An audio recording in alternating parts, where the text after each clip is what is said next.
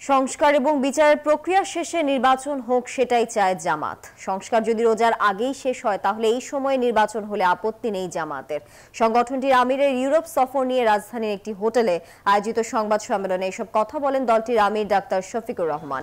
এ সময় তিনি বলেন, লন্ডনে বিএনপি চেয়ারপারসন বেগম জিয়ার সাথে সাক্ষাৎকারটি ছিল সৌজন্য, সেখানে কোনো রাজনৈতিক আলাপ আলোচনা হয়নি। জানান, চলমান সংস্কার এবং বিচার প্রক্রিয়া সম্পন্ন করতে সরকারকে রাজনৈতিক দলগুলোর সহায়তা করা প্রয়োজন।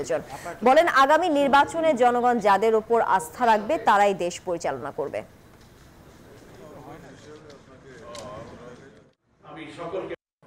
আমরা একটি দায়িত্বশীল রাজনৈতিক ইসলামী সংগঠন। আমাদের রাজনীতির মূল উপপাদ্যই হচ্ছে জনগণের কল্যাণ, দেশের স্বাধীনতা এবং সার্বভৌমত্বের সাস্টেইনেবিলিটি। এটাকে সামনে রেখেই আমাদের এই ট্যুর ছিল। বান্ডেল থাকলে প্রতি সেনমানিতে টাকা বাঁচবে। বিকাশ সেনমানি বান্ডেল কিনে জিতুন প্রতি লেনদেনে।